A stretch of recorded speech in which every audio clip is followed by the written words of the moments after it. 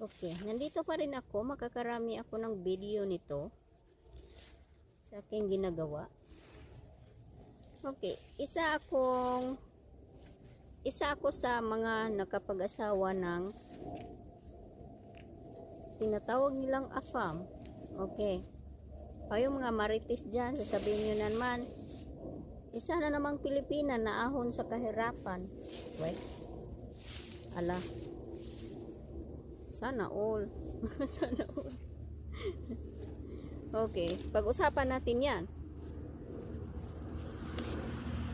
Bakit nyo nasabi yan? Hindi naman naahon ako Tiyaga. Okay. Sikap-sikap din no? Okay, pumunta ako dito. Nag-apply ako ng trabaho dito sa Canada. Hindi ako kinuha ng asawa ko So, it means nagsikap yung lola nyo makapunta dito. Basa pala. So, hindi naman lahat ng Pilipina nakapag-asawa kinuha ng asawa nila. Huwag naman ganun. May iba naman na nagsikap, nakapunta dito. So, sa akin naman, makapag-asawa man ako hindi, magiging Canadian citizen din ako kasi nandito na ako. Gets nyo? Yung mga marites dyan. So, kung may idea ba ako, nung nag-apply ako ng trabaho dito, may idea ba ako magiging buhay ko dito? Wala, nag-worried na ako Hindi kung bakit. Kasi ang inisip ko yung education dito, siyempre siguro high ang education dito. So siyempre graduate naman ako ng vocational. Proud na proud ko vocational. So pag isipin ko yun, ano bang magiging trabaho ko dito? So yun ang una ko talagang inisip na kaya ko ba kaya yung buhay dito? Kaya ko bang makipagsabayan? Yun. Pero hindi ko rin naman nasagot yan nung papunta ko dito. Marka bahala na lang yung pagpunta ko dito. Basta nakahanap ako ng amo, okay na yun. Pero yung mag-expect ako, hindi, nag-worried ako. Kasi siyempre, well, hindi rin naman yung sarili ko siyempre hindi naman ako katalinuhang tao. Alam nyo naman yan, yung mga marites dyan na nagsasabing ba't ako nakapunta dito hindi naman ako matalino. So, hindi ko rin kiniklaim yan na matalino ako To God so love the world. Kasi alam naman natin yan Kung when it comes to academic naman siyempre may pagkakulila tayo. Pero maparaan akong tao. So, wag niyong ismulin yung small na. Wag niyong ismulin yung mga maparaan na tao. Okay? Hindi man ako kasing talino niyo, pero maparaan ako. Okay? Strong akong tao. Yun ang pagkaiba doon. So, hindi ako yung nakapag-asawa dahil kinuha ako Yun lang Nag-apply ako ng trabaho dito para makapunta dito. Okay, okay. Hindi man high yung trabaho kong in-applyan, pero yung way ko na makapunta dito, okay na rin yun. Wala nang problema yun. Kasi, pag nag-apply ako ng iba, wala rin naman akong pera Alam niyo. Wala akong pera. So, nag-apply ako ng trabaho, yun lang ang nakayanan ko. Okay, So, ano lang yan sa mga marites dyan, na sinisa, nakapunta ng Canada dahil kinuha, nakapag-asawa ng Canadian. Hindi po ganun. Yung ko hindi masaya yung mga marites dyan. Pero yun ang katotohanan. Okay? Hindi man ako katalinuhan, tandaan nyo. Maparaan ako. Okay, hanggang ngayon nagtatrabaho pa rin ako kasi siyempre, kailangan din natin kumayod. Hindi ako yung babae na palaas sa asawa. Okay? Gusto kong kumita ng sarili kong pera. Kasi, diyan naman ako lumaki eh. Hindi ako lumaki na umaasa lang. Ayaw ko rin ng ganung umaasa kasi hindi naman ako disabled. At saka, mayroon din naman akong skills na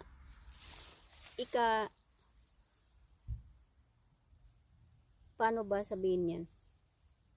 Ikaambag sa lipunan. Yung pinag-aralan ko dito, doon sa Pilipinas, in-apply ko dito. So, yun. So, anong trabaho ko? Nasa production ako. Okay? Nagtrabaho ako sa sewing production. Naging sewer ako ng 2 taon naman siguro yun. Limutan ko na yun. 2 taon siguro. Tapos tumayo na. Hanggang tumayo. Yun na yun. So yung napag-aralan ko, nagamit ko rin naman dito. Kaya, no worries na rin. Yun ang naging way ko kung bakit may trabaho ako ngayon. So, pasalamat ako doon sa natapos ko kasi may trabaho ako ngayon. So, kung tanungin nyo naman sa akin kung marami akong utang kasi nandito sa Canada, sinasabi nila ang nasa Canada daw maraming utang. Depende lang yan sa iyo. Yung utang ko, may utang akong bahay. Kasi kumuha kami ng bahay itong property na to, naka-pangalan to sa akin. So, normal lang yan. Ang hindi normal, yung ibang Pilipino na utang dito, utang doon sa mga credit card. Credit card. Yung line ng credit card. Yun ang hindi normal, guys. Pero yung ganito, sasakyan, kung needed naman talaga yung sasakyan, katulad ko, malayo yung tinatrabahoan ko, so needed talaga yung sasakyan namin. Kailangan ko talaga. So, kailangan kong bumili ng sasakyan. Hindi naman yung pang pang K lang. Yung bibili ka ng sasakyan para may pang kiki ka. Hindi ganun. Needed ko talaga yung sasakyan. Kasi malayo ako. Pero nung naman, yung medyo may bus naman yung tinirahan namin dati. Isa lang yung car namin, yung sa asawa ko lang. Okay lang yun. Kasi nagbabas ako, minsan hinahatid ako. Pero, okay, ito explanation ko sa inyo ha. Kailangan nyo ring matutong mag-drive. Hindi ko rin in-expect na matuto akong mag-drive dito ha. Although nagbasa-basa ako ng libro na, nagbasa yung lola nyo. Nagbasa din ako, pero hindi ko pa inisip na mag-i-exam ako, ganito, ganun. Pero siyempre, nung medyo siya ay nahatid ako ng asawa ko or siyempre makakarinig ka na ng hindi magandang salita. Kasi nababagnot na. So doon ako napag-isip na kailangan ko nang matutong mag-drive. Kasi gusto ko nang ayoko rin naman siya, siyempre gigising siya ng maaga, ihatid ako sa trabaho. So, siyempre may mood talaga na hindi maganda yung gising niya. Inintindihan ko naman yun. Kaya, nag-decide ako na mag-drive talaga. So, yes, nagda-drive ako. So, yung pagbili ko ng car, hindi yan pang key, ha? Needed ko talaga yan. Yung pang yabang-yabang lang hindi. Kailangan ko talaga yan sa trabaho. Okay? Pero, kung malapit lang ako at may kung tayo pwede sa bus, pwede naman akong hindi bumili ng car. Kaya lang talaga walang bus sa amin. So, kailangan talaga. Now,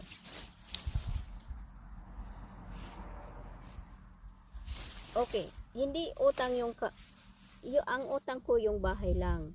Okay? Yung car ko, kinas ko talaga niyan kasi ayaw ko yung ang kati ng ilong ko.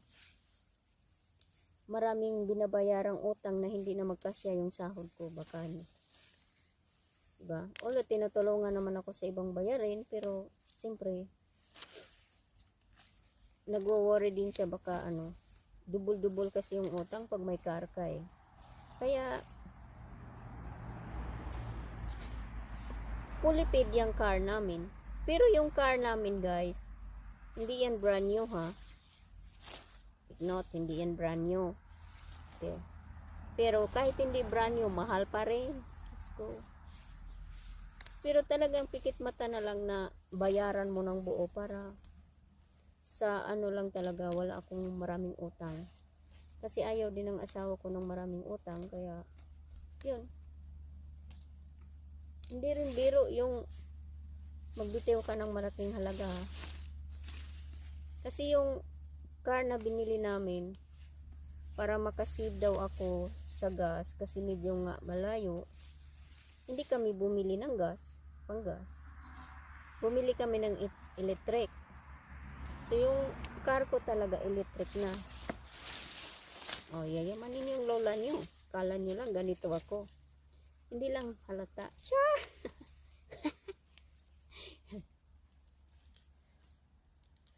Hindi lang ako yung nakaharap sa inyo na bunggang-bungga yung damit. Hindi ako ganun. Minsan nagpabungga-bungga, pero minsan lang pag may mga party. Pero ba naman bunggang damit ko? Wala naman. Napaisip tuloy ako. So yeah, wala po talagang So ang utang ko lang, yung bahay lang. At saka kunting credit card kasi yun naman ang ginagamit namin sa panggastos, pang grocery, tapos binabayaran din yan kaagad. So yun lang yun. Pero yung utang na sinasabi nila, maraming utang yung mga tao sa Canada, I don't know, kasi hindi ako ganun eh.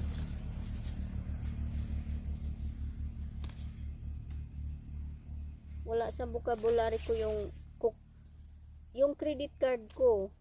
Simula nung dumating ako dito, iisa lang ang credit card ko. Eh, yun lang. Hindi ako kumuha ng ibang credit card line. Dagdag sakit ulo pa yan. Bayaran mo. So, yun. So, hindi ko alam kung bakit sinasabi nila na bakit maraming utang dito. I don't know. Kasi, personally, sa akin lang nga, wala akong ganun. Normal lang yung utang sa bahay kasi talagang wala ka namang pirang pang ang laki kaya ng pangpatay ng bahay eh. Kung wala kang pirang ganun eh, talagang utang. Pero normal na lang yan dito, yung utang ka ng bahay kasi ang bahay kasi tapos na eh. Yun na lang ang anuhin mo. Okay? So yun lang guys, wala akong utang na utang dito, utang doon na sinasabi nilang yung mga tao sa Canada eh maraming utang. Wala yan. Hindi ko alam kung saan nang galing yung mga kwento niyan. Kasi sa akin lang wala talaga. So hindi ako magmamayabang na sabing wala akong utang. May utang ako, pero normal lang yung utang na yan. Pero hindi ako umuutang ng mga kung ano-anong binibili. Kasi bumili ng mamahaling bag. Ay wala ako niyan. Alam nyo, hindi rin ako hindi ako materialistic na bonggang-bongga. Although bumibili din ako ng mga burlodoy, Pero hindi yung mamahalin. Isa sabi, dubol-dubol yung ano ko, kwintas ko, pang fashion lang yan. Ano ba? Mura-mura lang yan. Ganun lang yan. Fashion lang. Okay lang yan. Pero yung mga mamahaling mga bag na ano, ay hindi naman ako si ano, Dr. Becky Bilo na ang daming mamahaling. Wala tayo yan.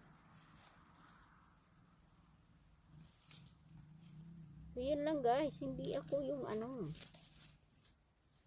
wala akong utang na marami. Yung sinasabi nila, depende lang yan sa tao ha. Kung talagang palautang ka, pero sana wag yung iba wag dalhin dito kasi mahirap ang bayad. Ang laki ng interes. Kung marami kayong utang. So sana matuto tayong humawak ng pera. May mga pamilya tayong ano. Saka ayaw ko rin naman na hindi rin ako yung gumagamit ng pera ng asawa ko. Okay? Yun. Ayaw ko nun. Totoo lang. Hindi ko ugali na ganun. Ewan ko kung bakit. Hindi kasi ako lumaking umaasa ng ibang ano. Lumaki ako na ano, independent. Okay? Yun yatang words na yun. Independent akong tao. Hindi ako dependent sa asawa ko. So, hindi talaga ako gumagastos ng pera niya. Kasi, siyempre, may sahod din naman ako. Sis. Enough naman yung sahod ko, pangbayad ko sa bahay, grocery. Tapos, siya, mayroon din siyang binabayaran yung internet, yung mga bills na iba. So, yung akin lang talaga, kasi nakapangalan ko naman kasi tong lupa na to, ako yung nagbabayad. So, yun ang pinopokus ko. Ay. So, get nyo yun.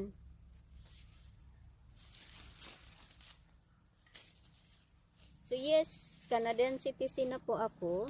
Mga ilang taon na rin. Sabihin ko sa inyo, makapag-asawa man ako o hindi, magiging Canadian citizen ako. Okay.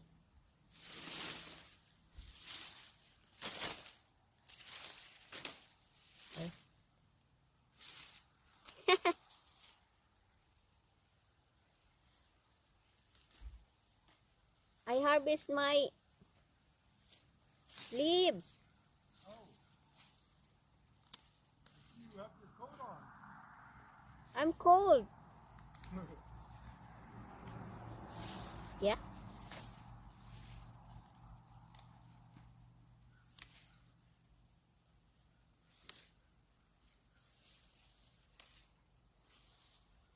Can you bring inside the beans?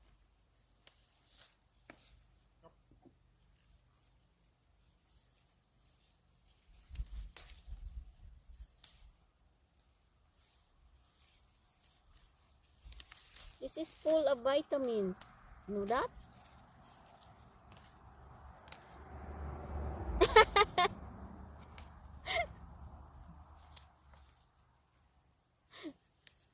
You don't just want to put it in the compost. The other, yeah? Oh. The good one, no? I'm gonna eat this. Pinagtatawanan ako ng asawa ko.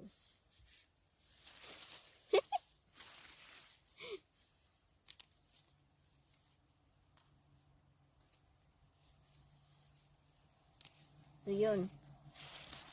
Saan na ba tayo? Okay.